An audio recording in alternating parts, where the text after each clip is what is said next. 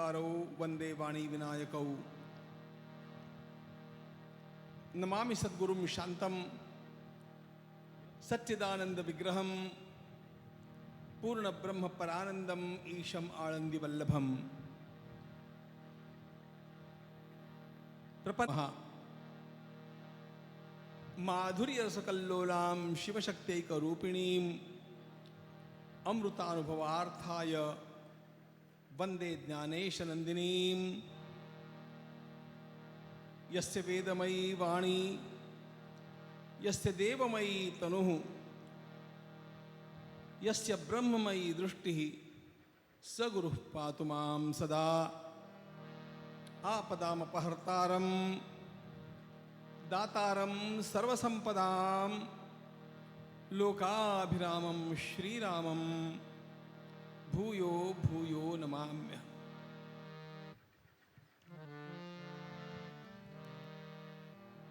कल के प्रसंग के बारे में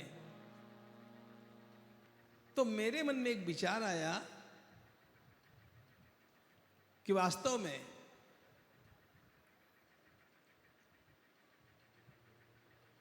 जिस स्थान पर हम बैठे वो स्थान कितना दुर्लभ है।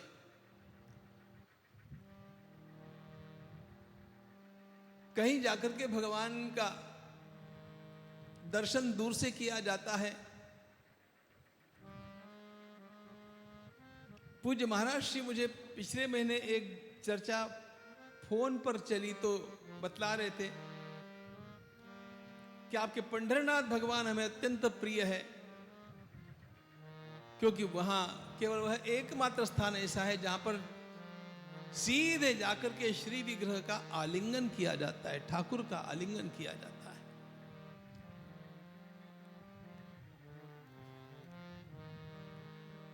उस समय तो बात मैंने सुन ली, वो यथार्थ ही है, लेकिन आज बैठे बैठे मेरे मन में विचार आया कि उससे भी बड़ा स्थान मुझे यहां लगता है। यहां तो ठाकुर की चरण रज में लोटा जाता है।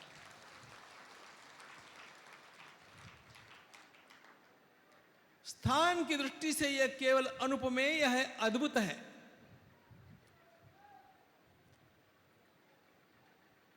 जिस प्रकार के वक्ता बिना बुलाए प्रतिवर्ष नियमतः यहां पर आकर के गोपाल महोत्सव में अपनी सेवाएं अर्पित करते हैं, उस प्रकार का संत समागम अन्यत्र दुर्लभ है, कहीं पर भी नहीं है।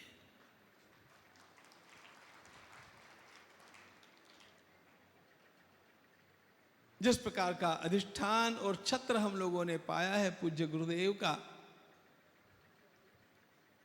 उनकी निश्चलता, उनकी वात्सल्यमयता, उनकी सिद्धांत निष्ठा,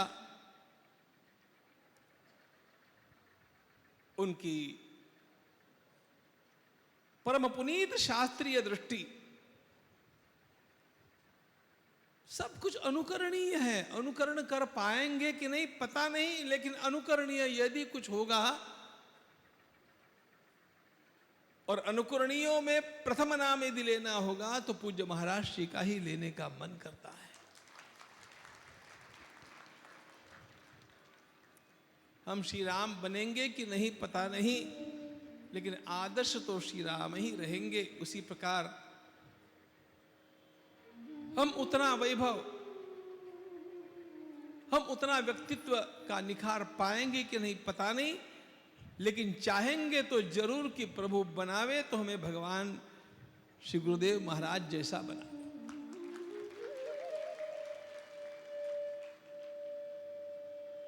ये बातें मुझे बाद में सूझी, लेकिन पूज्य ज्ञानानंद जी महाराज की बात सुनते समय जो बात मेरे मन में आई, कह रहे यहां पर बैठने वाले वक्ता दुर्लभ है, ये बात तो सत्य है, लेकिन यहां पर सुनने वाले श्रोता भी दुर्लभ है। ऐसे श्रोता भी वक्ताओं को कहां मिलेगा।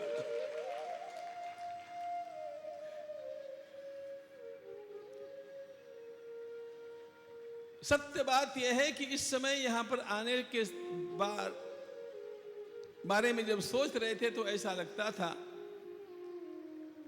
कि श्रोता तो होंगे, लेकिन सोशल डिस्टेंसिंग का पालन करते हुए 6-6 फीट पर बैठा हुआ इक्का दुक्का ऐसा कहीं मिलेगा?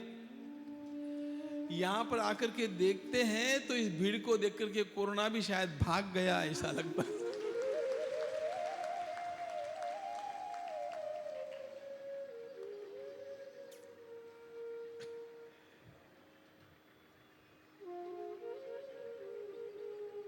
केवल संख्या की बात नहीं है, संख्या में भी तल्लीनता जो देखने में मिलती है वो बड़ी विशेष बात है।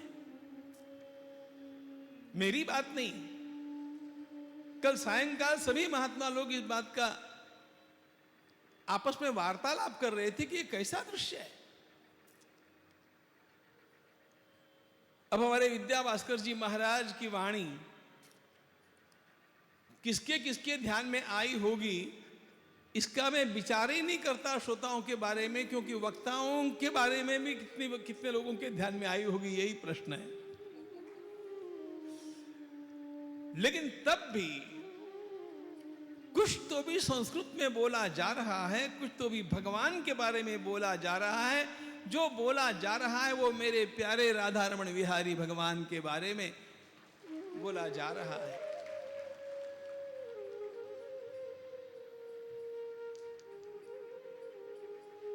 बस इसी बात को लेकर के सारे प्राण कानों में और नयनों में लाकर के बैठे हुए आप श्रोताओं को प्रणाम करता हूं।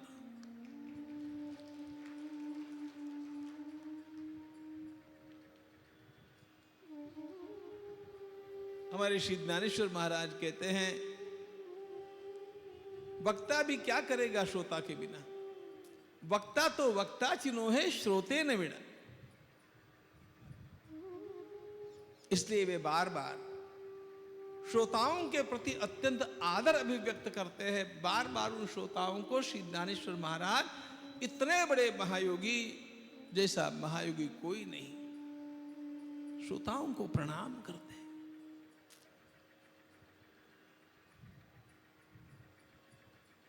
यह तो सहज जो मन में आया,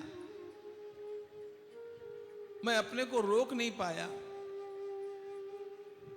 और जो मन में आया वो बोल देना चाहिए, रोकना नहीं चाहिए। अब ये बात मैंने हमारे पूज्य आचार्य महामंडलेश्वर पुण्यानंद जी महाराज से सीखी।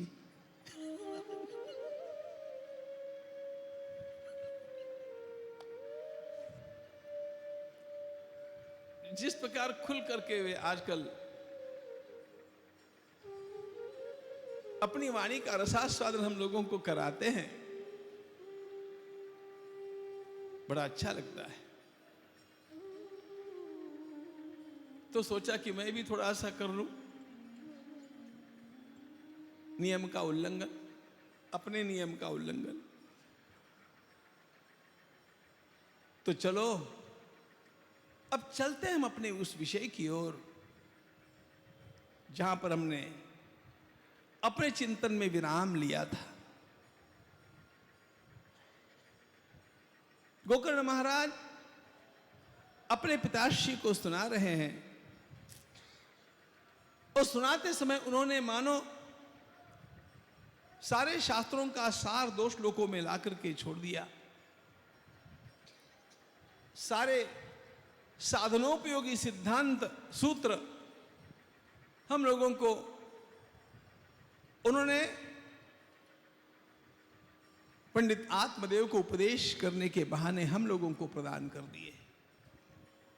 देहे स्थिमां सरुधिरे भीमतिं त्यजत्वं जाया सुतादिषु सदा ममतां विमुञ्च पश्यानिशं जगदिदं क्षणभङ्गनिष्ठं वैराग्यरागरसिको भवभक्तिनिष्ठः धर्मं भजस्व सततं त्यज लोकधर्मान् सेवस्व साधु पुरुषान् जहि कामतृष्णा अन्यस्य दोष गुण चिंतनमाशु त्यक्त्वा सेवा कथा रसमहो नितराम पिबत्वम। इन 2 श्लोकों में से प्रथम श्लोक का चिंतन हमने कल पूर्णता की ओर लाया था, और कैसे वैराग्य के साथ भगवती भक्ति भी अंतरंग में जागृत रहे तो जीवन बाहर से अत्यंत वैराग्य संपन्न दिखता हुआ भी अंतरंग में अत्यंत रसमय होता है। आपने फनस को देखा होगा। यह फनस बाहर से कटीला होता है, लेकिन उसके भीतर अत्यंत मीठा मीठा फल हम लोगों को आस्वादन करने मिलता है। बाहर से सामान्य से दिखने वाले, कभी कभी विपन्न से दिखने वाले, कभी कभी विपन्नता को स्वयं स्वेच्छा से स्वीकृत करके चलने वाले, किसी भी प्रकार का आकर्षण आज की दृष्टि से देखा जाए तो जिनके बाहरी जीवन में नहीं दिखता है, वो लोग अंतःकरण में आनंद के रस से पूरे भरे हुए रहते हैं, उसकी ओर संकेत कर रहे हैं। गोकर्ण महाराज, अनेक साधुओं में मैंने ये देखा है, अनेक साधुओं में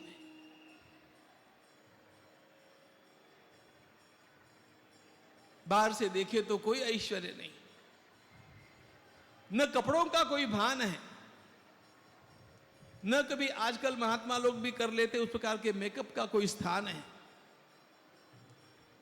लेकिन अंतरंग में इतना आनंद उछल रहा है। बाह्य पदार्थों के न होने पर भी अंतरंग में यह रस कहां से आया? क्योंकि रस के उस मूल उत्स के साथ भीतर से संपर्क हो गया, संबंध जुड़ गया। रसो वै सह रसंयमायम लब्ध्वा आनंदी भवति। आधुनिक वातावरण में मुझे याद आते हैं जिनका मैं दर्शन नहीं कर पाया, जिसका मुझे बहुत क्षोभ रहा, लेकिन हरि इच्छा, जिनका मैंने दर्शन नहीं पाया लेकिन जिनके साहित्य का मैंने पूरी तरह परिशीलन करने का प्रयास किया। किसी के कैसेट मैंने नहीं सुने, लेकिन पूज्य शरणानंद जी महाराज के कैसेट्स मैंने सुने, और उनके जीवन का उल्लास, उनके जीवन का अंतरंग आनंद जब उनके हर वाक्य से, हर शब्द से प्रतीत होने लगा, तो ध्यान में आया कि आनंद कैसा होगा। जीवन भर में संग्रह केवल 2 कौपीन और 1 डंडे का जिन्होंने किया, केवल साथ में 2 कौपीन और 1 डंडा, इतना ही जिनका पूरा परिग्रह था, जिन्होंने जीवन में एक भी ग्रंथ नहीं पढ़ा,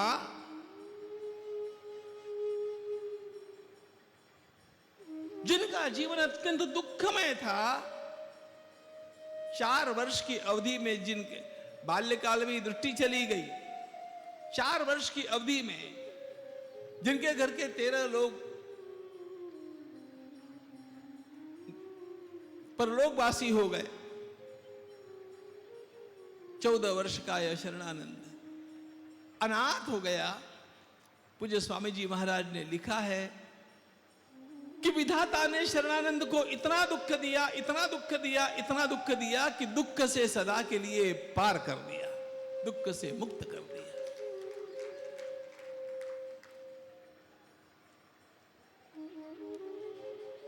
सबसे विशेष बात उनका हास्य है।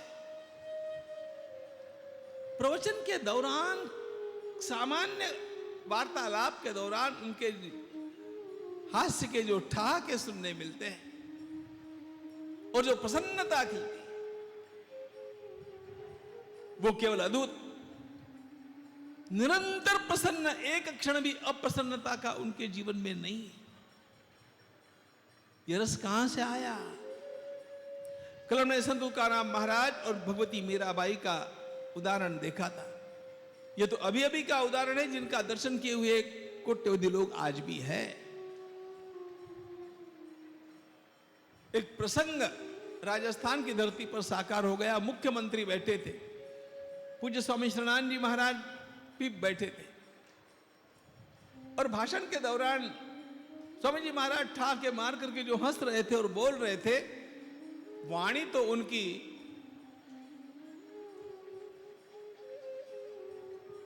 ऋषिकल्प वाणी थी, वेदकल्प वाणी थी, अमोघ थी, लेकिन उसके साथ ये रस का प्रवाह बह रहा था। तो उस समय के मुख्यमंत्री जी, नाम नहीं बताता हूं, अपने बगल के व्यक्ति से बोले, अरे भाई इतना हंसने वाला साधु हमने कभी नहीं देखा, इतना खुल करके हंसने वाला साधु हमने कभी नहीं देखा। एकदम शरणानंद जी महाराज बोल गए, साधु ही हंस सकता है, भिखारी थोड़ी हंस सकते हैं।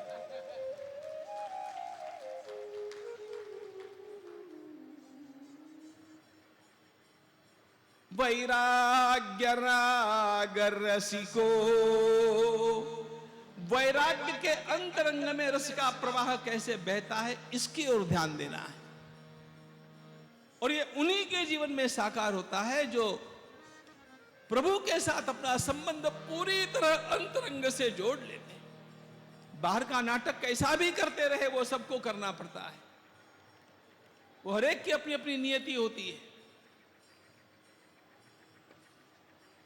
लेकिन बाहर का सारा ड्रामा करते समय भी, नाट्य करते समय भी, मैं कौन हूं, मैं कृष्ण का हूं, मैं रमण विहारी भगवान की चरण धूलि में हूं, वे मेरे सर्वस्व है और वे आनंद के सागर है। उसके साथ संबंध अंतरंग में जुड़ा रहेगा तो सारा जीवन आनंद का प्रवाह ही हो जाता है।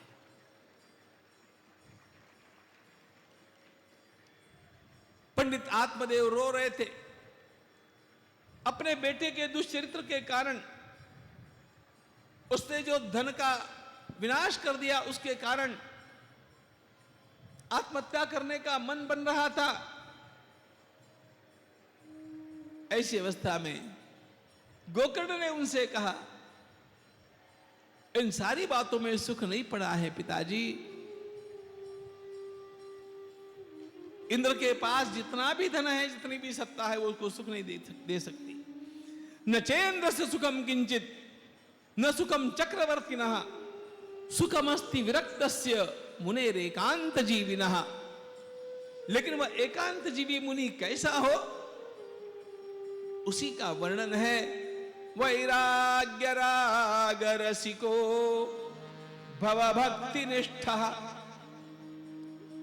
तो इसके लिए अब आपको क्या करना चाहिए?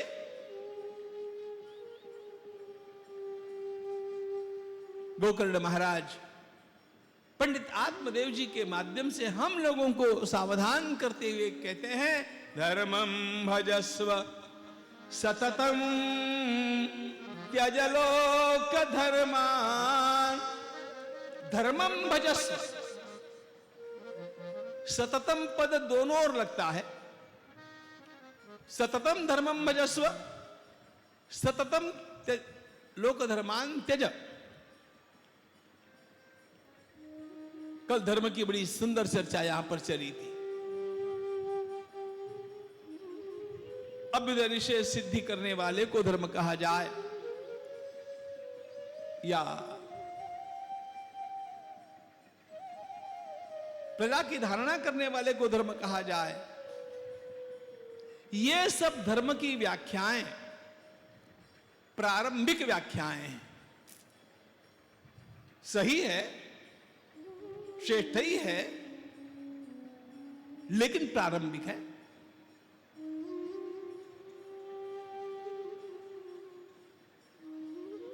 याज्ञवल्क्य के महाराज याज्ञवल्क्य के स्मृति में सही धर्म बतलाते साधक का अयमेव परो धर्मः, अयमेव परो धर्मः यद योगेन आत्मदर्शनम, यद योगेन आत्मदर्शनम। और यही बात श्रीमद् भागवत में आरंभ में आ गई। सवै पुंसाम परो धर्मो यतो भक्तिरधोक्षजे अहैतुक्य प्रतिहता ययात्मा संप्रसीदति। सवै पुंसाम परो धर्मो, और वहां पर भी अयमेव परो धर्मः यद योगेन आत्मदर्शनम।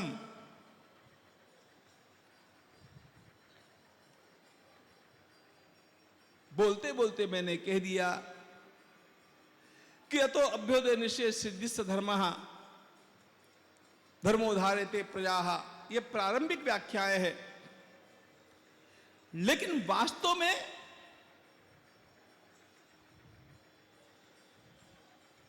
उत्तम साधक के लिए व्याख्या क्या है?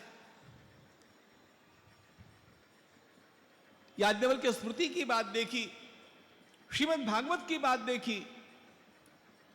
अरे भगवान भगवत गीता में आरंभ से लेकर के धर्म का उपदेश करते हैं, और बाद में जाते जाते सारभूत तत्व के रूप में परम धर्म का उपदेश कर देते हैं। सर्वधर्मान परित्यज्य मामेकं शरणं व्रज अहं त्वा सर्व पापेभ्यो मोक्षयिष्यामि मा शुचः। यह परम धर्म। गत 60 वर्ष पंडित आत्मदेव के लिए बोल रहे हैं गोकर्ण महाराज, धर्मम भजस्व। तो वहां पर धर्म का यही अर्थ है, धर्मम भजस्व सततम त्यज लोक धर्मान।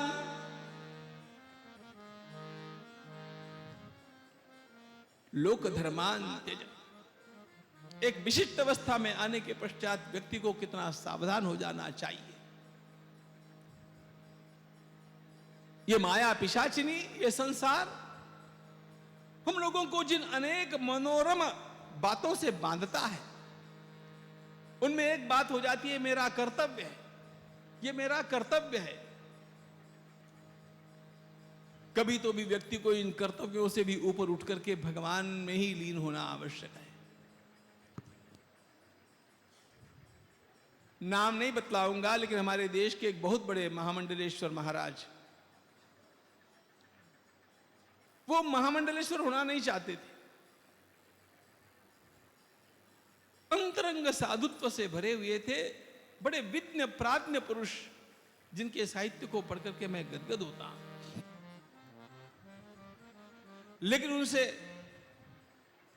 गुरुजी ने प्रयाग में बैठे बैठे आज्ञा भेज दी कि महामंडलेश्वर बन जाओ। अब गुरुजी की आज्ञा, तुरंत उन्होंने उसी दिन लिख दिया, 12 वर्षों तक यह पद गुरु आज्ञा से संभालूंगा, इस दिन उसका त्याग कर दूंगा। और वही किया, धर्म का पालन भी कर लिया और परम धर्म का भी पालन कर लिया। सर्वधर्मान परित्यज्य मामेकं शरणं व्रज धर्मं भजस्व सततम त्यज लोक धर्मान। लोक धर्मों का त्याग। वृद्ध होने के पश्चात भी मेरा बेटे के प्रति एक कर्तव्य है, मेरा उस विवाह में जाना कर्तव्य है, उस फंक्शन में पहुंचना, अरे काय का कर्तव्य है। एक विशिष्ट अवस्था के आने के पश्चात व्यक्ति को कोई कर्तव्य नहीं रहता है, केवल परमात्मा की प्राप्ति, यही एकमात्र उसका कर्तव्य होता है। बाकी सब अकर्तव्य हो जाते हैं, हो जाने चाहिए। नायम ऋणी च राजन, वो किसी का ऋणी नहीं है यदि वो परमात्मा में लग गया है। धर्मं भजस्व सततम त्यज लोक धर्मान। त्यज, लोक धर्मों का त्याग करो, फिर और करो क्या, समय तो बचा हुआ है। सेवस्व साधु पुरुषान, अरे कुछ नहीं करो, साधु समागम करो। रमन रेती में चले जाओ, हरिद्वार, ऋषिकेश, वृंदावन, अयोध्या जी, चित्रकूट, जहां पर आपको उत्तम साधुओं की संगति प्राप्त होती होगी वहीं चले। देखो, सबसे दुर्लभ वस्तु ये साधु संगति है। उत्तम साधुओं की संगति यह जीवन का सर्वोच्च लाभ है। हमारे संत तुकाराम महाराज तो साफ साफ कहते हैं, ठाकुर मुझे न मुक्ति चाहिए, कुछ नहीं चाहिए, मुझे केवल साधु संगति दे दो, मुझे बाकी सब कुछ अपने आप मिल जाएगा। न लगे मुक्ति धन संपदा, न लगे मुक्ति धन संपदा, संत संग देई सदा।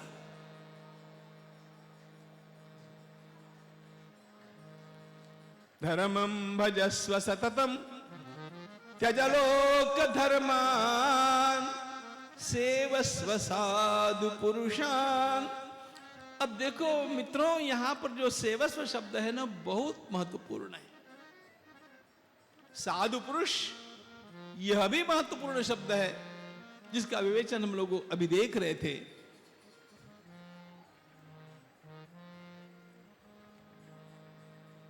ऐसा भी मत मानना कि साधु का अर्थ केवल सन्यासी महात्मा होते हैं। साधु की मैंने बहुत सारी व्याख्याएं देखी, महाभारत की व्याख्या मुझे सर्वोत्तम लगी। जिनका जीवन रात दिन परोपकार में ही व्यतीत होता है, वो साधु है, ध्यान रखना। सर्वभूत हित साधु असाधु निर्दय स्मृतः, यह यक्ष प्रश्न में धर्मराज के द्वारा दिया गया उत्तर है। सर्वभूत हित साधु, सबका कल्याण, सबका भला, यही जिसका जीवन बन गया हो वो साधु।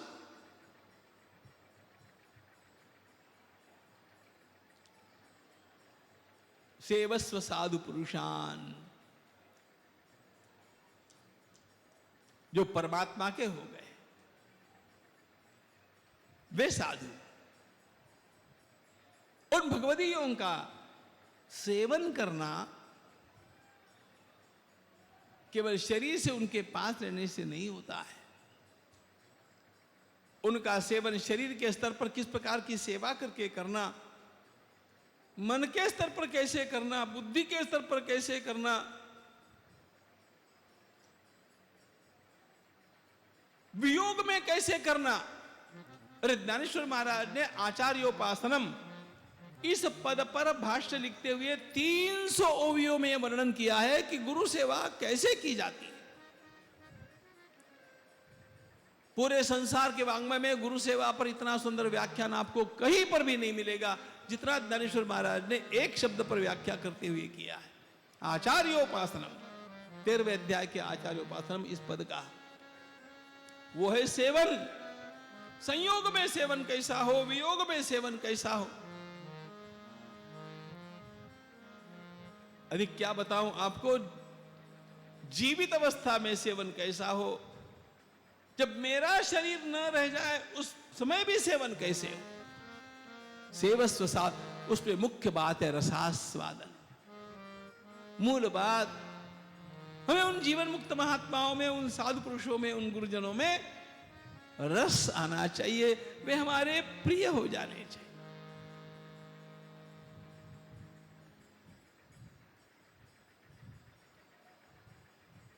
गोपाल कृष्ण भगवान की जय हम लोग कहते आए हैं। पूज्य मुरारी बापू ने एक प्रथा जो उनके लिए डाली है, वो प्रथा भी बड़ी मीठी है। श्री कृष्णचंद्र भगवान प्रिय हो, उसी प्रकार सद्गुरुदेव मुझे प्रिय हो, साधु महात्मा मुझे प्रिय हो। पूज्य जनों को मस्तक नवा करके हम छुट्टे हो जाते हैं। जो प्रिय हो जाता है उस वह हृदय से बाहर जाता नहीं। इसलिए साधुओं को अंतःकरण में विराजमान करना हो तो उनमें प्रियत्व निर्माण होना चाहिए। भज सेवाया सेवस्व साधु पुरुषान जहि काम तृष्णा, काम की तृष्णा का त्याग।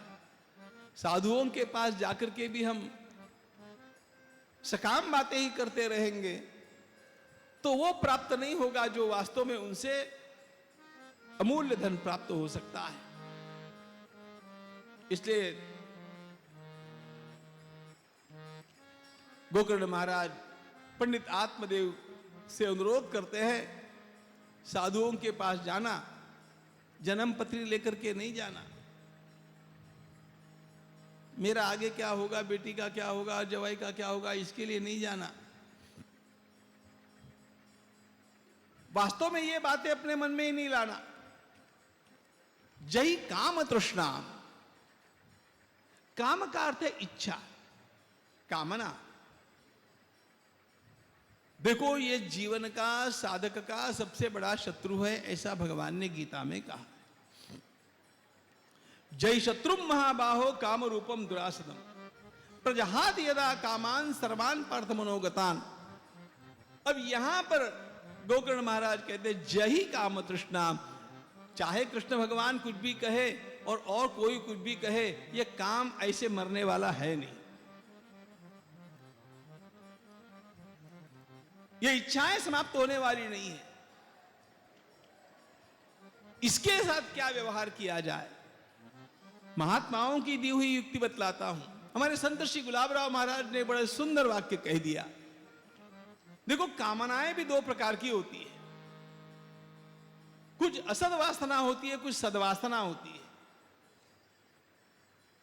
अजय, मुझे कुंभ में जाकर के स्नान करना, ये सद्वासना है ना, ये भी तो कामना ही है कि नहीं महाराज?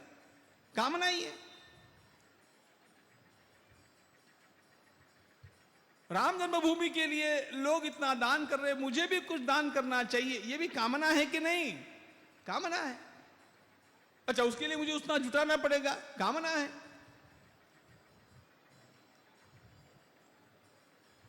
कामनाओं के दो प्रकार, सत कामनाएं, असत कामनाएं। संत श्री गुलाबराव महाराज ने कहा, सत कामनाओं का उपयोग करना, उनको पूर्ण करने का प्रयास करना, और असत कामनाओं का निरोध करना। असत कामनाओं का निरोध और सत्कामनाओं की पूर्ति में प्रयास, यह करते रहेंगे तो अपने आप भगवान के साथ और संतों के साथ जुड़े ही रहेंगे। धर्मं भजस्व सततम त्यज लोक धर्मान सेवस्व साधु पुरुषान जहि काम तृष्णा। अब दो बातें और बड़ी महत्वपूर्ण कही है सायंकाल के सत्र के लिए, उनको अभी यहां पर छोड़ देते हैं।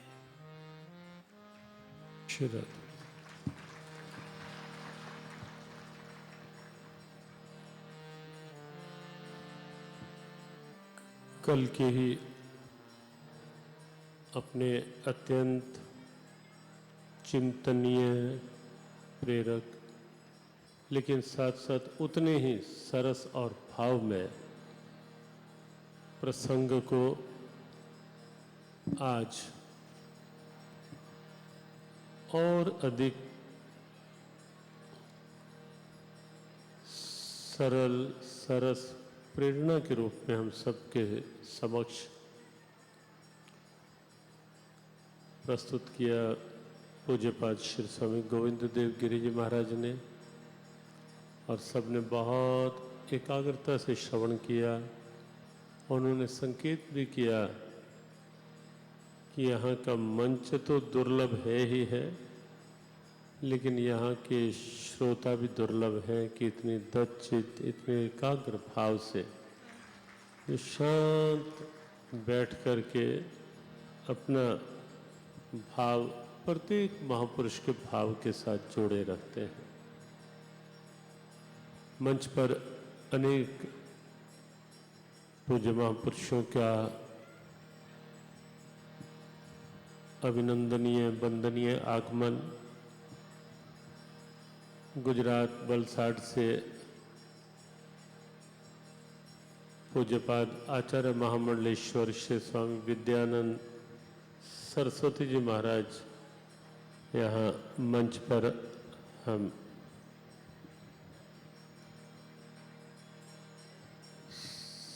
सबको अपने दर्शनों का सौभाग्य दे रहे हैं। हमारे परम श्रद्धे मलुक पीठाधीश्वर जी महाराज की सहज उपस्थिति, जो स्वाभाविक यहाँ के प्रत्येक भाव के साथ सदैव जुड़ी रहती है। पूज्यपाद हमारे कार्श्री महाराज श्री का सहज स्नेह सदैव साथ रहता ही है और वो आकर्षित भी करता रहता है। अभी हमारे परमादरणीय कार्श्री स्वामी जगदानंद जी महाराज का मंच पर आगमन और परमादरणीय कार्श्री स्वामी संतोषानंद जी यहाँ उपस्थित हैं। समय और हमें पूज्यपाद महाराज श्री स्वामी पुण्यानंद गिरी जी महाराज, क्योंकि वो आज के ही सत्र में हैं और उनका भी आशीर्वाद प्राप्त करना है, तो उससे पूर्व कुछ मिनटों में ही परमादरणीय स्वामी जगदानंद कार्श्री महाराज से का आशीर्वाद और फिर मलुक पीठाधीश्वर जी महाराज से भी हम निवेदन करेंगे कि आज यद्यपि हमने कल संकेत किया था कि शारीरिक अब प्रभु की कृपा है, उनका कुछ शब्दों में आज हम आशीर्वाद लेंगे, लेकिन उससे पूर्व अपने कार्श्री स्वामी जगदानंद जी महाराज। सत् श्रीमते रामचंद्राय नमः। कमनीय किशोर मुग्धमूर्ते कलवेणुक्वणिता धृताननेन्दो वाचि विजृम्भतां मुरारेर् मधुरिम्णः कणिकापि भक्त भक्ति भगवंत गुरु चतुर नाम बपुए, इनके पद वंदन किए नाशै विघ्न ने।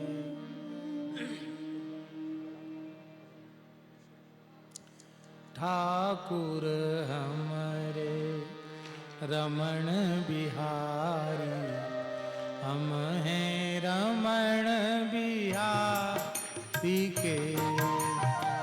ठाकुर हमरे रमण बिहारी, हम हैं रमण बिहारी के।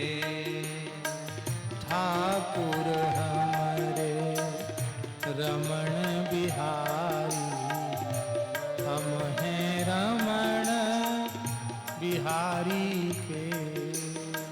ठाकुर हमरे रमण बिहारी, हम हैं रमण बिहारी के। साधु सेवा धर्म हमारा, कामन दुनिया दारी से। साधु सेवा धर्म हमारा, कामन दुनिया दारी से। कोई भला कहे चाहे बुरा कहे, हम हो चुके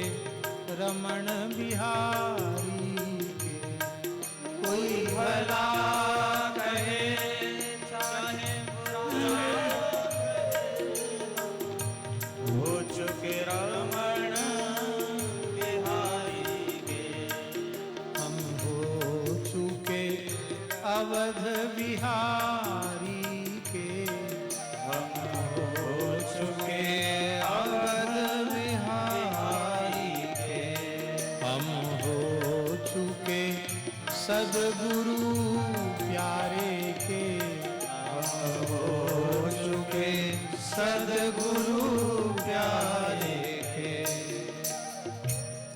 श्री रमण बिहारी लाल की जय। श्री गुरु कार्ष्णि गोपाल जयंती महामहोत्सव की जय।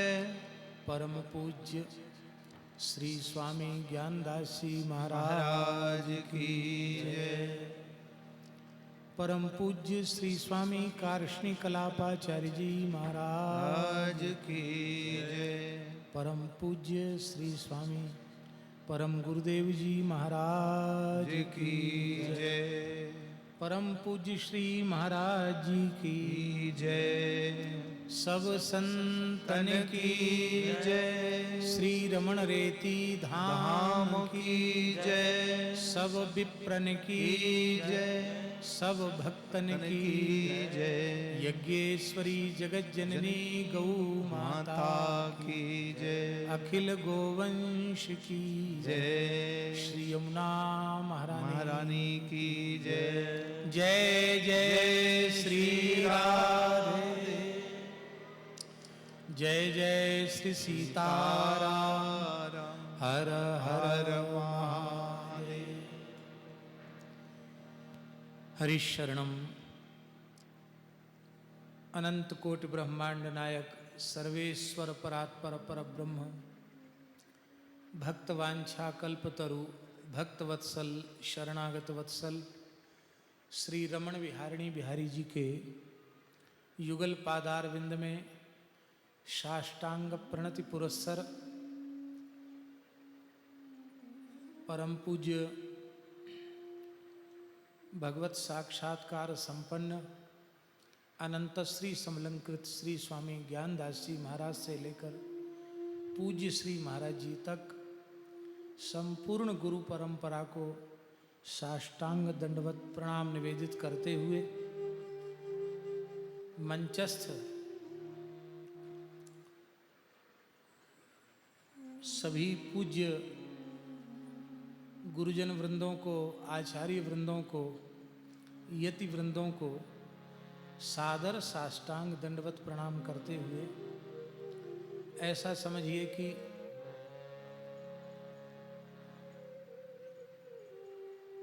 तारीख का हमको स्मरण नहीं है। वृंदावन में कथा चल रही थी, बीच में नहीं कह सके, बीच में छोड़ना पड़ा। और कुरुक्षेत्र भी जाना था, अस्वस्थता के कारण नहीं जा सके। उसके बाद अभी बोल रहे हैं, समझिए मंच पर बोलना 5 तारीख के बाद है? 5 मार्च के बाद समझिए। आज कितना दिन हो गया है? हाँ 10-11 दिन हो गए।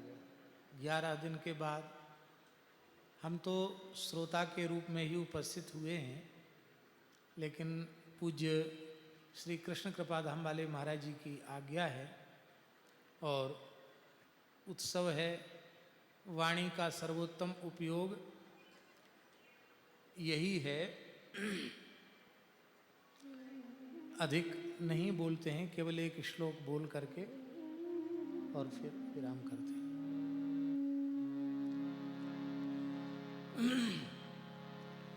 सावाग्यया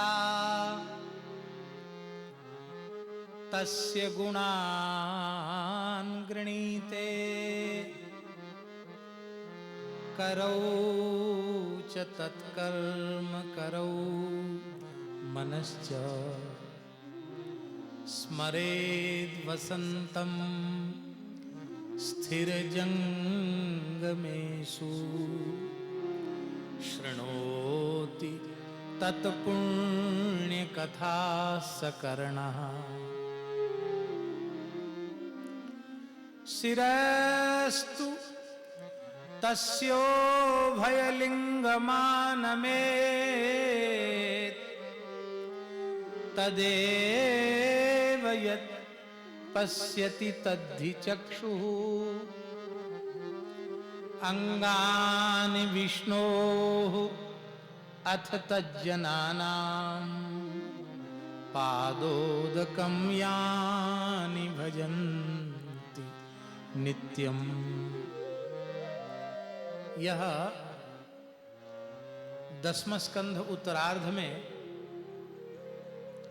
जहाँ सुदामा जी का चरित्र है उसके आरंभ का ये श्लोक है। राजर्षि परीक्षित जो श्रवण भक्ति के आचार्य हैं उनके यह पवित्र उद्गार हैं। सा वाक् एव वाक् यया तस्य गुणान गृणीते।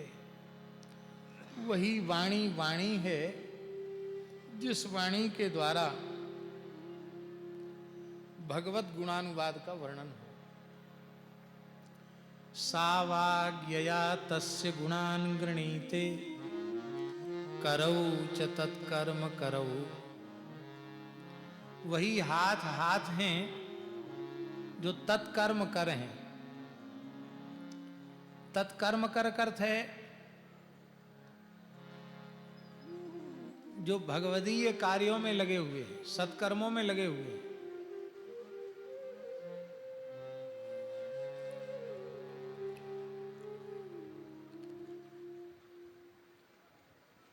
कर्म का रहस्य ज्ञात हो जाए, कर्म का महत्व ज्ञात हो जाए, कर्म का प्रयोजन ज्ञात हो जाए और कर्म का फल ज्ञात हो जाए तो प्रत्येक कर्म वो भगवदीय कर्म बन जाता है। क्योंकि कर्तृत्वाभिमान से मुक्त होकर भगवत प्रीत्यर्थ कर्म करना और करने के बाद उसे कृष्णार्पित कर देना। कायेन वाचा मनसेन्द्रियर्वा बुद्ध्यात्मना वानुसृत स्वभावात् करोति यद्यत् सकलम परस्मै नारायणायेति समर्पयेत्। और इस प्रकार का कर्म जो निरंतर करते हैं उन्हीं को साधु कहते हैं। परम पूज्य श्री स्वामी गोविंद देवगिरी जी महाराज ने हम सबको बताया। महाभारत के अनुसार साधु शब्द की परिभाषा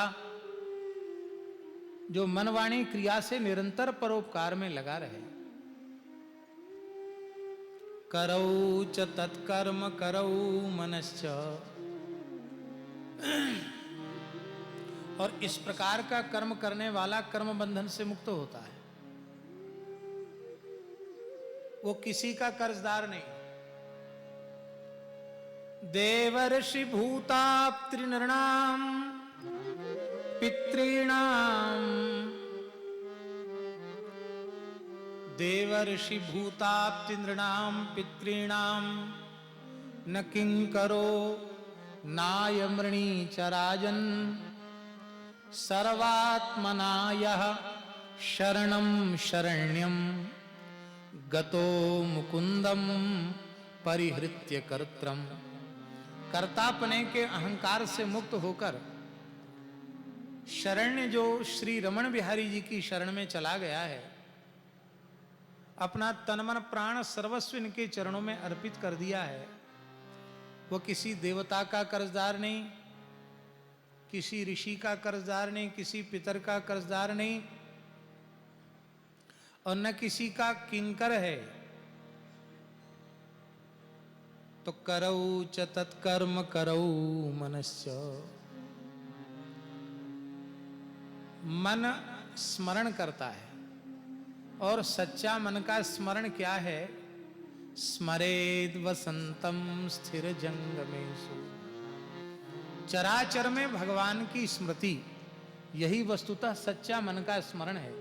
क्योंकि जब तक चराचर में भगवान की स्मृति नहीं होगी, भगवत दर्शन नहीं होगा, तब तक स्मरण काल में भी विस्मरण हो जाएगा। स्मरण कर रहे हैं राम राम राम राम राम राम राम राम, वो सामने कुत्ता आया तो अयं कुकुरः, यह जो बुद्धि में आया इसका मतलब है कि भगवान की विस्मृति हो गई, कुत्ता स्मृति में आ गया।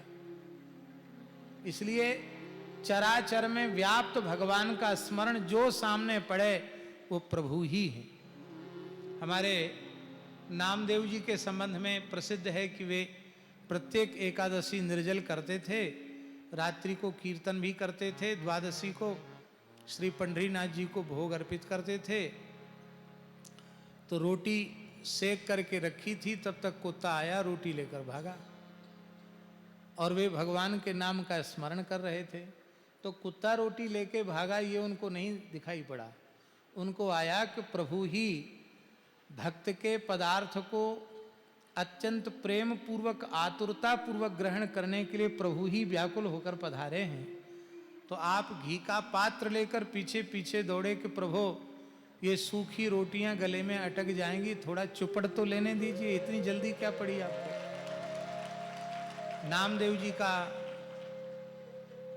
पद है, अहो आए मेरे अंधेरे घर के मदन राय, चाकी चाटें चून न खाएं, तुरुग रुरुग मेरे प्रभु जी की चाल, पूंछ हिले ज्यों जौ के बाल।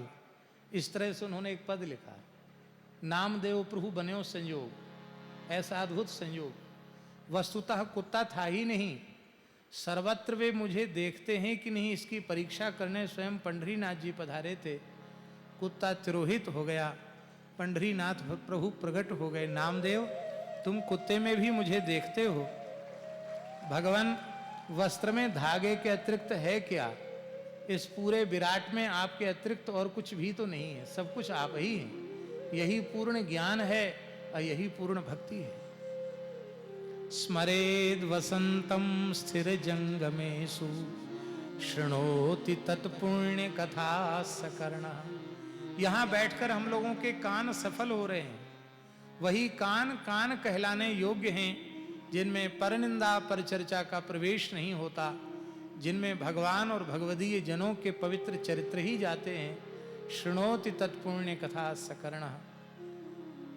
वही मस्तक मस्तक है, शिरस्तु तस्यो भयम तस्यो भय लिंगम आनमेत, उभयम लिंगम आनमेत। चराचर को।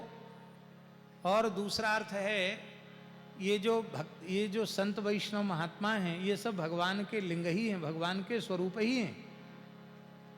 एक मौनी ठाकुर हैं, एक चलते फिरते ठाकुर हैं। गौ ब्राह्मण संत ये सब चलते फिरते ठाकुर जी। वैष्णव भगवदीय चिन्हों से अलंकृत उनको वंदन करे, वही मस्तक मस्तक है। शिरस्तु तस्यो भय लिंगमानमेत।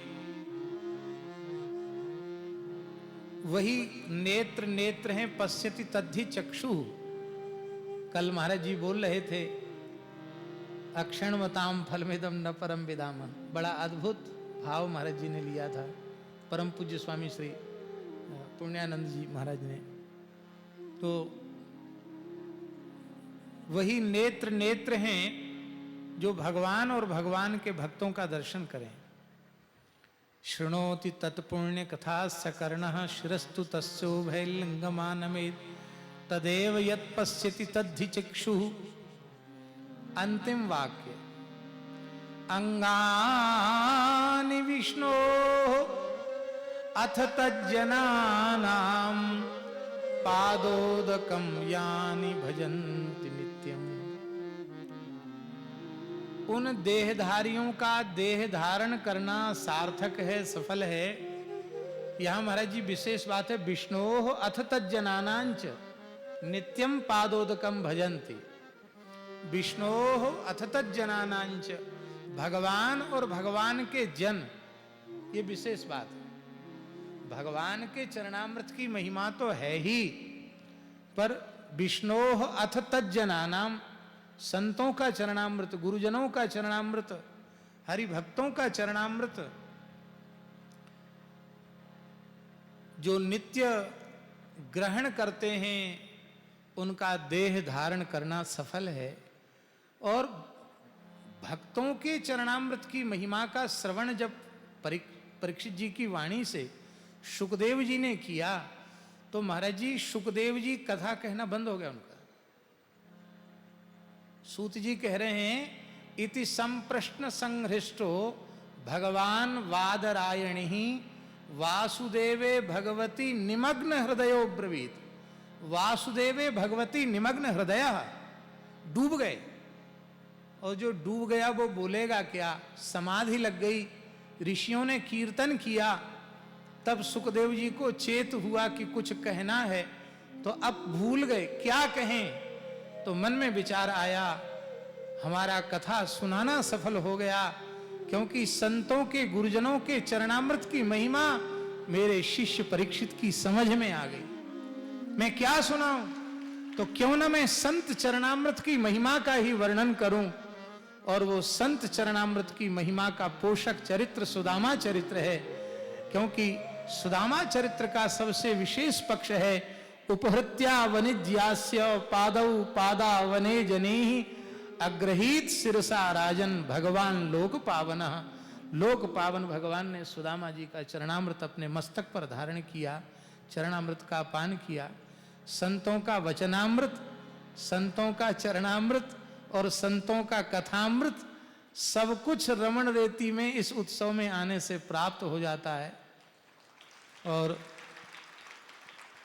वैसे तो बोलने में बड़ी अशक्ति हो रही थी, लेकिन अब महाराज जी की कृपा से रमण बिहारी के सामने फिर से कंठ खुल गया थोड़ा थोड़ा, तो अब फिर बोलते रहेंगे थोड़ा बहुत जितना है। इतना ही कहकर हम प्रणाम करते हैं। जय जय श्री राधे। श्री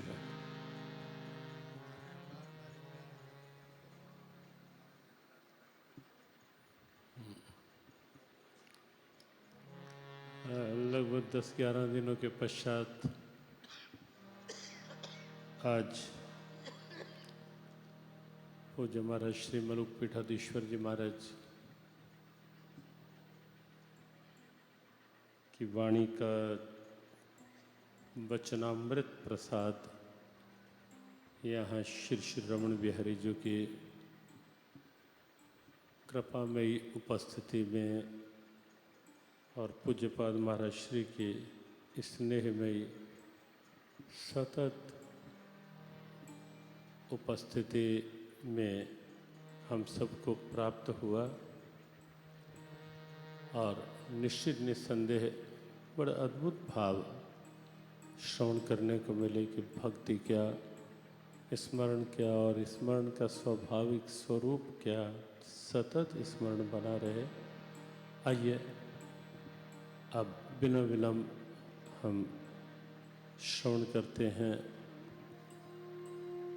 पूज्यपाद श्री स्वामी पुण्यानंद गिरि जी महाराज, जिनको कल के दोनों सत्रों में भी जिनके अनुभव, जिनकी सहज सरस प्रेरणाएं हम सबको उनके वचनामृत प्रसाद के रूप में प्राप्त हुई। आज पुनः, क्योंकि संभवतः महाराज श्री को इसी सत्र के पश्चात प्रस्थान करना है, उनका आशीर्वाद। और जैसा हमने संकेत किया, सायंकाल के सत्र में भी इस सब महापुरुष वलसाड़ गुजरात से आए हुए आचार्य महामंडलेश्वर विद्यानंद सरस्वती जी महाराज का भी आशीर्वाद सायंकाल। पूज्य भाई श्री रमेश भाई ओझा जी भी सायंकालीन सत्र में उनका भी मार्गदर्शन मिलेगा।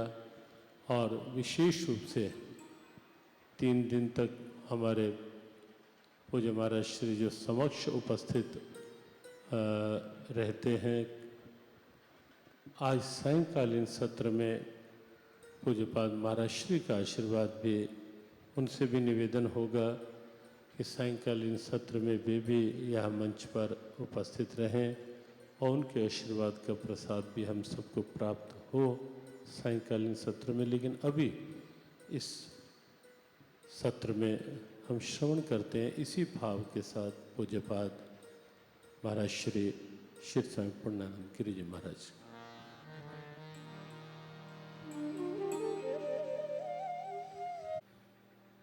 संतप्तायसी संस्थितस्य पयसो नामापि न ज्ञायते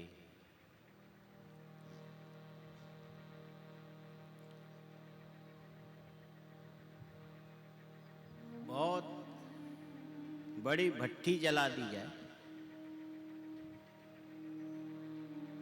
उसके ऊपर बड़ा सा तवा रख दिया, तो क्या होगा? गर्म होगा। और क्या?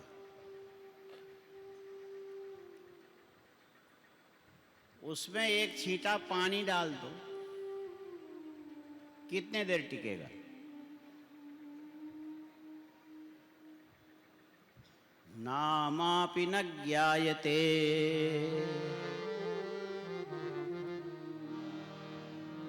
संतप्तायसि संस्थितस्य पयसो नामापि न ज्ञायते।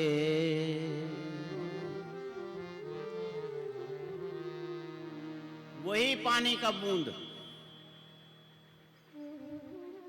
यदि कमल के पत्ते के ऊपर पड़ गया, टिका रह गया, प्रातः काल के सूर्य की किरणें जैसे उसके ऊपर पड़े, देखने में ऐसा लगता जैसे मोती का दाना हो। मुक्ताकारतया तदेव नलिनी पत्र स्थितम राजते। लेकिन उस मोती के दाने को पकड़ के हाथ में नहीं लिया जा सकता, छूते ही गायब हो जाएगा। पानी वही है। स्वात्याम सागर सुक्ति मध्यपतिताम पतितम तन्मुक्तिकम जायते।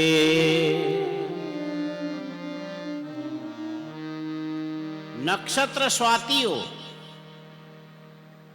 पानी आकाश से बरसता हो, और सागर के किनारे खिले हुए सीपी के अंदर यदि वही पानी पड़ जाए, वो वास्तविक मोती बन जाता है।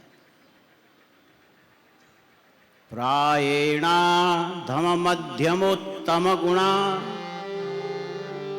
संसर्गतो राजते।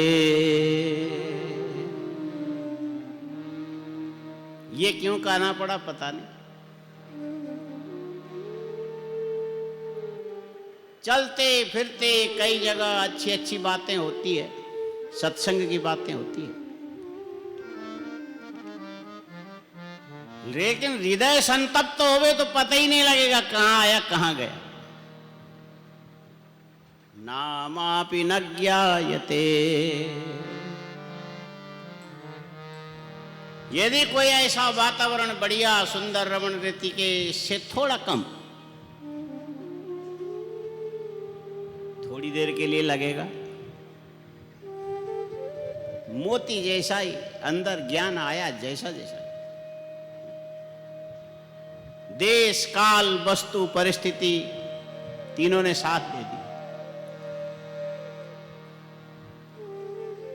स्वाति नक्षत्र के जल के बूंद जाकर के खुले हुए सीपी के अंदर यदि पड़ गया तो साक्षात मोती बनकर के निकलेगा। रमण बिहारी के शरण में बैठे हो, यहां ये जो संत महात्मा लोग आपके ऊपर ज्ञान के छींटे मार रहे हैं। अरे अभी ताली ना बजा, जल्दी हो। और ये विशेष उस उत्सव के अवसर के अंदर आने पर यही पानी के छींटे आपके बुद्धि रूपी सीपी के अंदर ज्ञान के मोतियां बनकर के पूरे संसार में बिखेरने लग जाओ। अब भले बजाओ, ज्यादा देर नहीं, थोड़ा। कल एक बात बता रहे थे, भगवान ने बांसुरी बजाई, ब्रह्मलोक निवासिनी सरस्वती को भगवान श्री कृष्ण ने अपने शरण में लिया। शरणागति तो ऐसी होनी चाहिए। हाँ? ज्ञान की अधिष्ठात्री देवी भूलोक में आ गई, भगवान ने कहा चल, जला दिया, लेकिन छोड़ा नहीं। हाँ, भगवान ने पीछा नहीं छोड़ा।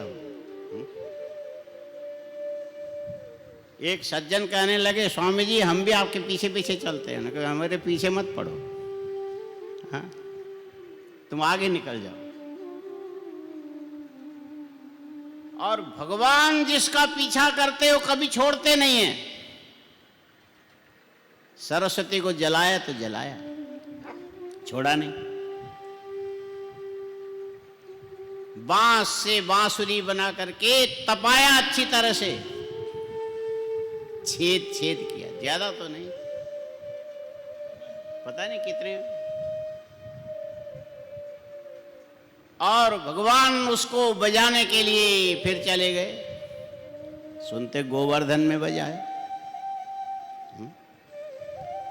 धन्यास्म मूढ़मतयोपि हरिण्यरेता। आप लोग क्या बनना चाहोगे? बुद्धिमान बनना चाहते हो कि मूढ़मती बनना चाहते हो? क्या बनना चाहते हो? मूढ़मती। क्योंकि ये बुद्धि बढ़ते बढ़ते बढ़ते आदमी डेढ़ होशियार हो जाता है, आगे आगे। हाँ? कौवे ने अपने बच्चे से कहा, बच्चों कोई आदमी पत्थर उठावे तो उड़ जाना। एक कहने लगा कि पहले से मुट्ठी में लेके आया हो तो। बोले तुम मेरा गुरु है, तुम्हारे लिए उपदेश नहीं है, हाँ? यहां काम नहीं करेगा। इसको बोलते डेढ़ होशियार।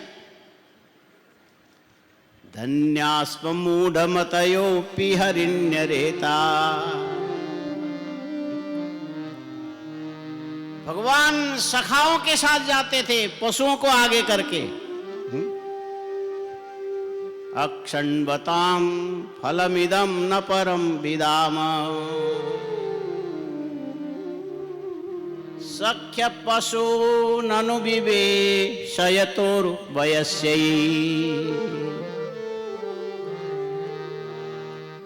ऐसे तो माना जाता कि ये जीव जो है ना भगवान का सखा है, नित्य सखा है।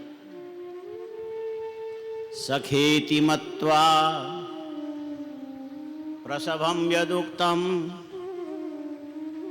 हे कृष्ण हे यादव हे सखेती। भगवान जीव का नित्य सखा है, अव्यक्त सखा है। माने जीव के हित का सारा काम करते हुए भी जीव को पता नहीं लगता कि मेरे पीछे भी भगवान है। हाँ? वो पता लग जाए फिर अकड़ने लगता है। जो एक महात्मा जी कहते थे, जो अकड़ता है फिर वो फक्कड़ बनता है, अकड़ने के बाद फक्कड़ बनता है। अभी वेदांती जी, राम कमल दास जी बोल रहे थे, पंचवटी बटे हुए हैं सब। हाँ? बल्कि ये कहना चाहिए प्रपंचवटी। हाँ? रामदेव जी ने भी नहीं बनाया होगा प्रपंचवटी, कोई दवाई बनाई क्या? पंचवटी, प्रपंचवटी। प्र माने प्रकृति, मूल, इसके बाद महत्त्व, इसके बाद अहंकार, इसके बाद शुरू होता है पंचवटी। हाँ? ये है शब्द स्पर्श रूप रसगंध, ये पांच। श्रोत्र त्वक चक्षु रसन घ्राण, ये पांच हो गए। वाक् पाणि पाद पायु उपस्थ, ये पांच हो गए। प्राण अपान समान व्यान उदान, ये पांच। सबको मिला के भगवान ने बट दिया, ये पंचवटी। सब पंचवटी हैं हम लोग, सब पंचवटी बटे हुए हैं, अच्छी तरह से बटे हुए हैं। और उस पंचवटी में भगवान आ गए, वनवास के बहाने आए। वैसे वन जो शब्द है ना, वन खन संभक्तो, ऐसे ही है। और ये जो पंचवटी के अंदर ही कोई उनका भजन करता तो करेगा, नहीं तो और कहीं नहीं होगा। भगवान आ गए, पिताजी को छोड़ दिया और वो चले गए, ऊपर चले गए। माताएं विधवा हो गई, सारे अयोध्यावासी रो रहे थे। भगवान पंचवटी चले गए, बड़ी अच्छी बात है। ये और कोई पंचवटी नहीं, ये हर व्यक्ति के जो शरीर है पंचवटी है, और क्या। पंचरचितयः है अधम अधम शरीरा, धन्यास्म मूढ़मतयो पिय मतयोपि हरिण्या। बोले भगवान चले गए गोवर्धन में और अपने सखाओं के साथ जाकर के बैठ गए। सखा, नित्य सखा जीव ही तो है, बाकी इंद्रियां पशु हैं, घास चरने के लिए जाती है। इंद्रियाणि हयानाहु विषयांस्तेषु गोचरान। भगवान ने अपने सखा से कहा, देखो भाई ये हरिणे है नहीं, हरिणिया, हरिणिया बोलते, क्या बोलते, कई शब्द उभय लिंग में नहीं चलता है, एक ही लिंग में। बहुत से शब्द उभय लिंग में प्रयोग नहीं होता है। एक आध बता दो, टाइम हो रहा होगा। जैसे डॉक्टर की पत्नी को क्या बोलते हैं? डॉक्टर नहीं बोलते, लेकिन डाकू की पत्नी को डाकिनी नहीं बोलते। एक लिंग में चलता है। और डाकिया की पत्नी को भी डाकिनी नहीं बोलते। ऐसा कुछ शब्द का हिसाब है क्या?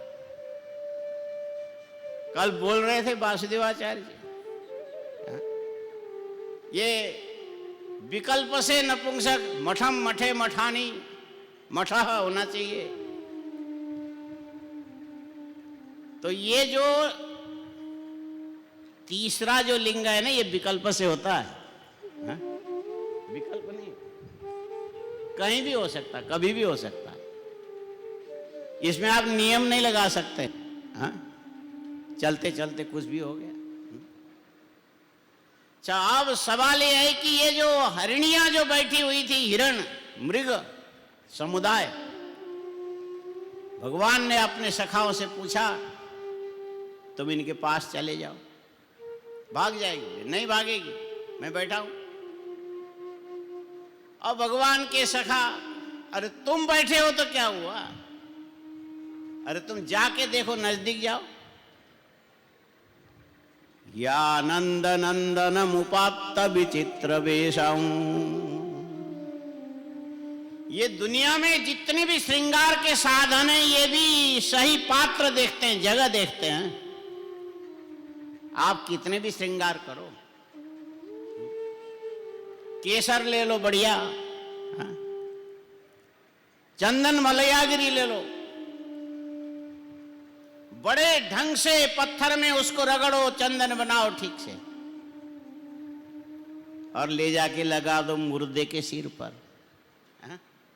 कहां लगाओगे? मुर्दे के, वो हंसेगा क्या? अरे चंदन भगवान के ललाट में लगाओ, जीवित के ललाट में लगाओ, तब तो ठीक है, लेकिन मुर्दे के ललाट में ये चंदन बेकार चला जाएगा। वो उच्च अधिकारी चंदन का अधिकारी नहीं है वो, मुर्दा चंदन का। फिर भी लोग लकड़ी में जलाते हैं, जिसके पास पैसा है कुछ भी कर ले। वो चंदन का अधिकारी नहीं है। और मनुष्य भी चंदन का मध्यम अधिकारी है, उत्तम नहीं है। और भगवान उत्तम अधिकारी। संसार के जितने भी आभूषण हैं, जितने भी अच्छी लगने वाली चीजें, भगवान को प्राप्त करके उस आभूषण के भूषण बढ़ जाता है, सौंदर्य बढ़ जाता है। या नंद नंदनम उपात्त विचित्र वेशम, ऐसी वेशभूषा भगवान ने बना के रखी थी। उनका स्वरूप ही ऐसा पहले से था। त्रैलोक्य सौभगमिदं च निरीक्ष रूपम, सारे त्रैलोक्य के सौंदर्य सार सर्वस्व भगवान के एक एक रोमावली के अंदर आके समाहित हो गए थे। वहां पर भगवान चाहे गेरू घिसके लगावे, चाहे मोर पंख लगावे, और जो भी लगे वही सुंदरता के चरम सीमा तक चले जाए, यहां तक कि मनुष्य को अच्छा लगे, अलग बात। ये हरिणों ने देखा, अक्षण्वताम फलमिदम न परम विदाम, ये जो मूढ़मती हरिणियों के अंदर भी ये बात आने लगी कि आंख होने का फल वास्तव में यदि मिला तो यही है, इससे अतिरिक्त और अच्छा फल कहीं नहीं मिल सकता। पिहरिण्यरेता यानंद नंदनमुपात्त विशेष वेशम, और भगवान को एक टक देखे जा रहे थे। भगवान ने अपने ग्वाल वालों से कहा, इनके आंखों के पलक गिरते कि नहीं गिरते, देखो तो सही। ये हरिणियां भागना तो क्या, भगवान को देखी पड़ी है, और ये पलकें बिल्कुल गिरती नहीं थी। सारे ग्वाल वालों ने कहा, इनके आंख के पलक तो मछली के समान है। मेरे ऊपर आशंका मत करना, मछली के आंख के पलक नहीं गिरते, हमेशा खुले रहते, मरने पर भी। ये नहीं पूछना स्वामी जी कहाँ देखने गए थे। वैसे बंगाल में हम घूमते ही है ना, कलकत्ता वगैरह जाते, मछली के आंख के पलक सदा खुले रहते हैं। ये हरिणियों ने भगवान को क्या देखा, उनके आंखों के पलक गिरे ही नहीं, खुले रहे। सखाओं ने कहा, इनकी आंखें ऐसी है, पलक नहीं गिरते, खुले रहते हैं। इशारा किया, वहीं रहो। आकर्ण्य वेणुरणितम सह कृष्ण सारा, यदि निरंतर भगवान के दर्शन करने का अभ्यास, उसमें आपको सिद्धि मिल गई। भगवान पतंजलि कहते हैं, सतु दीर्घ काल नैरंतर्य सत्कारा सेवितो दृढ़ भूमि, लगातार भगवान के दर्शन में तल्लीन होकर के दर्शन करने वाली जो हरिणियां थी, भगवान ने देखा अब इनको फल प्रदान करना चाहिए। सखाओं को कह दिया, वहीं रहो, अभी देखो क्या होता है।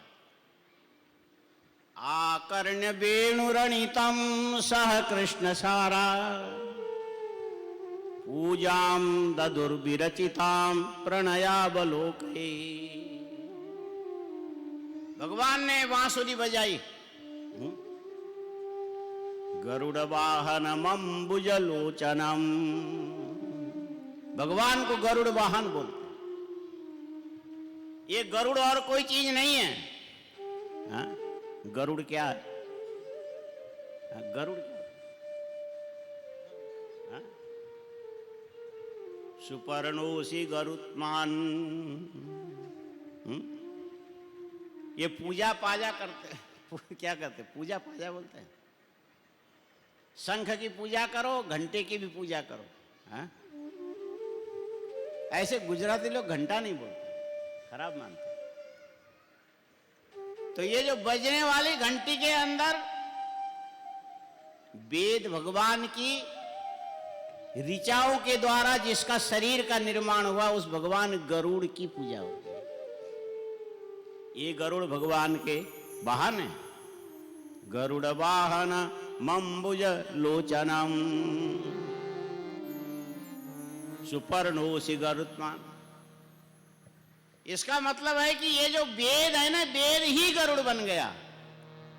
सारे मंत्र, स्तोम, कई प्रकार के मंत्र उनके एक एक पंख पंख के अंदर विद्यमान है। भगवान उसके ऊपर स्थित होकर के कहीं भी जाते हैं। इसीलिए आप लोग वेदाध्ययन करते हो। गोविंद देवगिरी जी खूब मेहनत कर रहे हैं। ये व्यर्थ नहीं है, सार्थक है। और वेद के मंत्रों के अंदर आरूढ़ होकर के भगवान कान के रास्ते से हृदय के अंदर आते हैं। लेकिन ये हिरणों के यज्ञोपवीत संस्कार कहां हुआ जो वेद पढ़ने जाए, जिनमें साधन नहीं है। जब छोटे छोटे जानवरों के बच्चे चलने लायक बनने लगते हैं तो उनको घास खाना पड़ता है। ये सामर्थ्य ना हो तब तक दूध पीते हैं। ये जो आपका असामर्थ्य है, यही भगवान के करुणा को अपनी ओर आकर्षित करने का साधन है। हम तो समर्थ बन करके भगवान से बिछुड़ जाते हैं। छोटा बच्चा मां के गोद में पड़ा है, उनके मुंह में स्तन देती है मां। बड़ा पढ़ लिख करके आवे तो कहते उसमें घड़े में पानी रखा, गिलास में लेके पी ले, ज्यादा मगज खराब मत कर। तो बड़े होने का यही मतलब है। बड़े होने का यही मतलब है। और ये बड़े होने के लिए दुनिया भर के पापड़ बेलने पड़ते हैं। हाँ? दाल को भिगाओ, उसके बाद पीसो, फिर नमक डालो, मिर्ची भी डालो। और आप तो महाराष्ट्र, मुझे शौक है। मैं नासिक में सब्जी मंडी में गया सब्जियां लेने, तो सब कुछ लेके गाड़ी भर ली तो एक माई आ गई। उसके पास 25 किलो करीब मिर्ची था बोरी में। आके धीरे से बोलते, महाराज तुम चाहे मिर्ची लगता है क्या? मिर्ची चाहिए को लगता बोलते हो? हाँ? तुम चाहे मिर्ची लगता है, ले लो ना। मैं समझा नहीं क्या बोल रहे। बाद में पता लगा कि तुमको मिर्ची चाहिए क्या, ले लो ना, इतने बचा है। ले ले भाई कोई। तो ये जो पीसे हुए दाल के अंदर मिर्ची, अदरक इत्यादि पता नहीं क्या क्या नहीं डालते बड़ा बनाने से पहले, और ले जाके गरम तेल में, ऐसे कोई बड़ा नहीं बनता है। हा? ये सब उस लाइन से यहां तक सब बड़े बड़े हैं। ये सब तेल के अंदर तल के निकले हुए हैं, सब महान तपस्वी हैं। हा? जले पर नमक तो अभी बाकी है, क्यों ताली बजा रहे हैं? ऐसे बड़ा कोई उसको ले जाके फिर पानी में डुबा के नरम करके फिर निकाल के फिर दही में डाल देते हैं। ये दही बड़ा की कहानी है, और बड़ों बड़ों की भी यही कहानी है। और जो छोटा होगा उसको गोद में लेके चाहे पेशाब कर दे चाहे कुछ भी कर दे। हा? पेशाब करे दूसरा भी होता है। हा? अंग्रेजी में गले लगाना बोलते हैं, हिंदी में हगना बोलते हैं। वही है, पता नहीं क्या हिसाब है। हम जिसको खराब बोलते हैं वो लोग गले लगाते हैं, हम जिसको खराब बोलते हैं वो लोग गले लगाने दो, कोई बात नहीं। तो ये जो बच्चा कुछ भी कर दे तो भी माताएं उसको क्षमा करती है, साफ करती है, दूध पिलाती है। बड़े होने के बाद ऐसा करता है। ये हरिणियां मंदमती है, लेकिन भगवान के दर्शन की कला उनको आ गई। और भगवत दर्शन की कला आ गई तो भगवान प्रसन्न हो गए, कहने लगे ग्वाल बालों देखते रहो क्या होता है। हम बांसुरी बजाते हैं,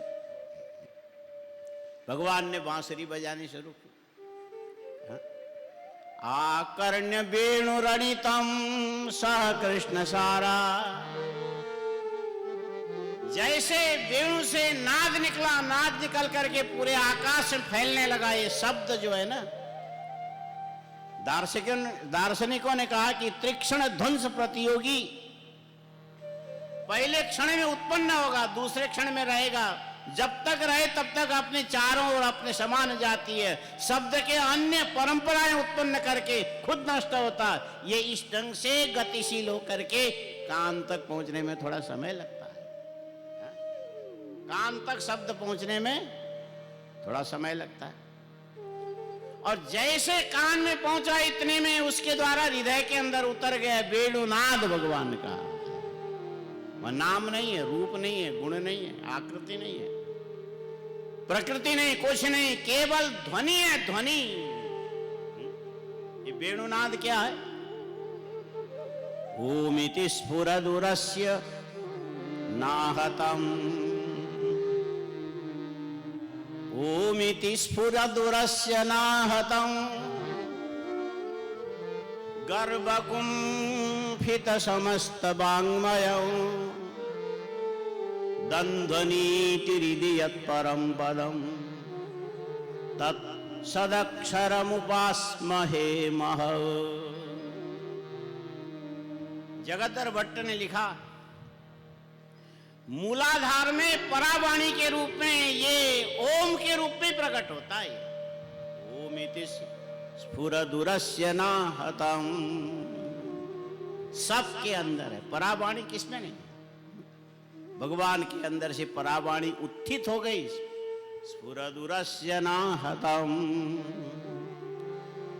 मणिपुर चक्र में नाभि मंडल में आकर के वो परावाणी पश्यंती बन गई। अस्मात् शब्दादय मर्तो बोद्धव्य इति, ईश्वर इच्छा रूप शक्ति बोलते हैं।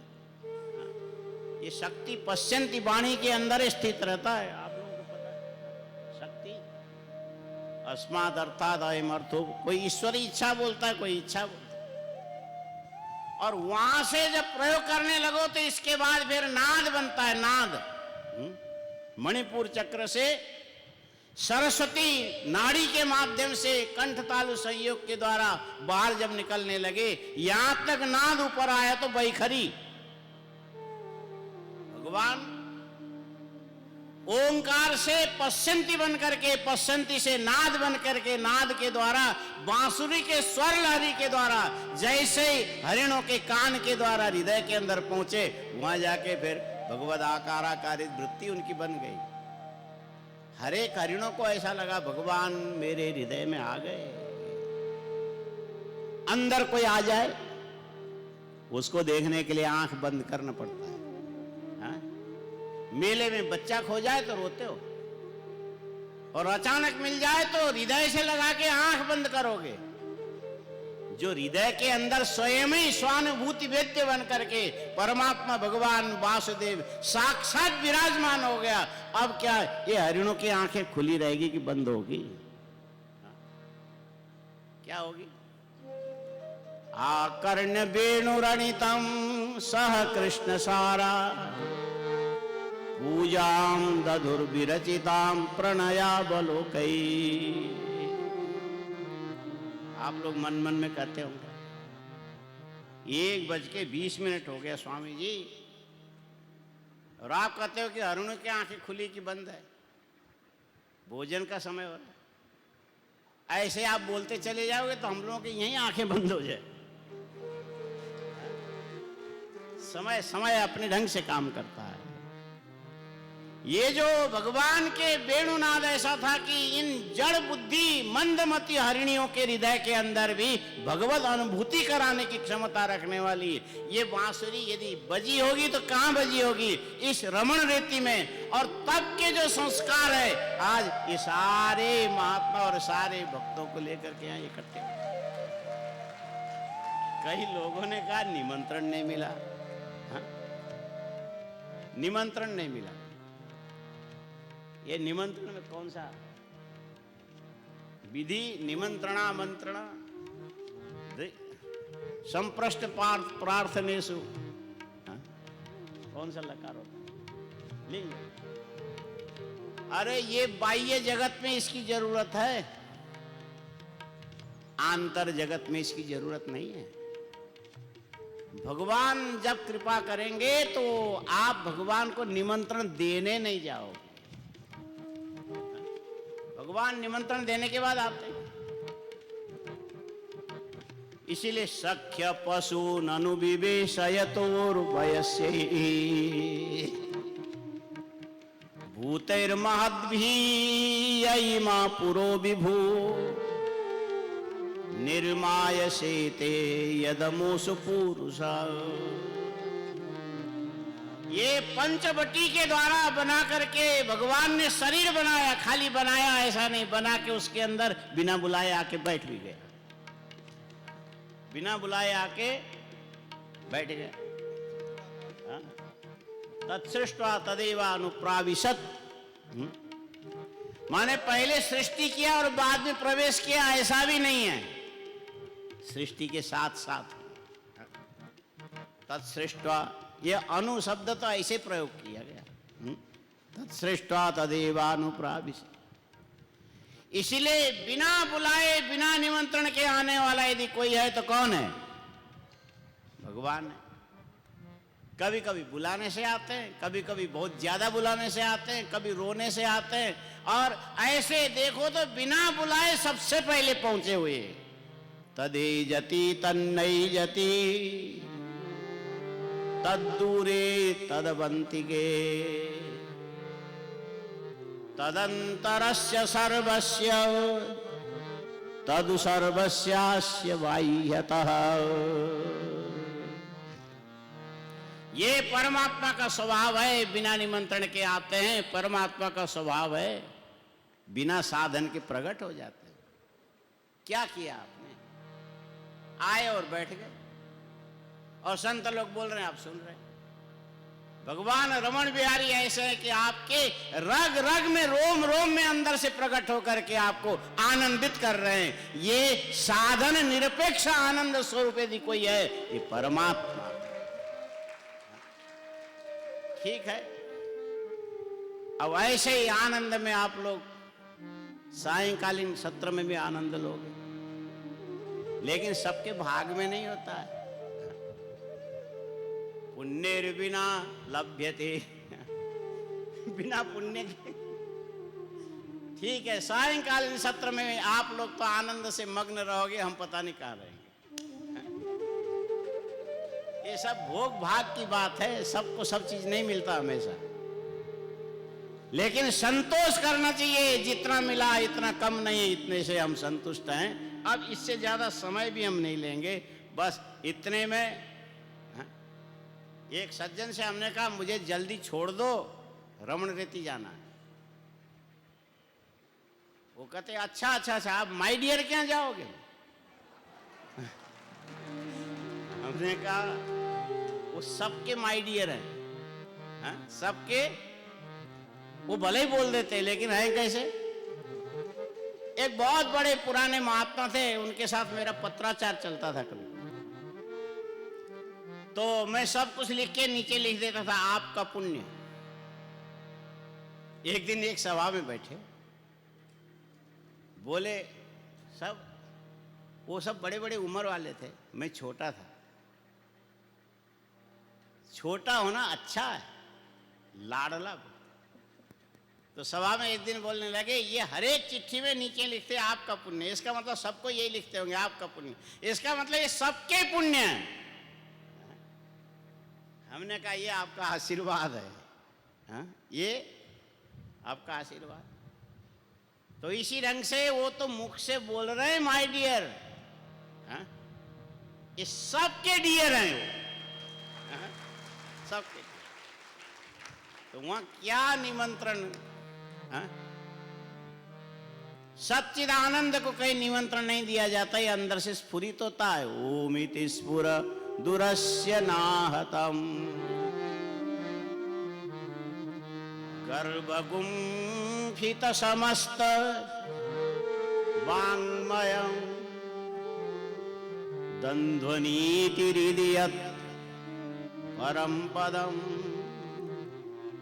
तत्सदक्षर मुपास महे महा। इन्हीं शब्दों के साथ सबके प्रति मेरी ओर से विनम्र शुभकामना के साथ विदाई भी मांग रहा हूं। हरिओम तत्सत।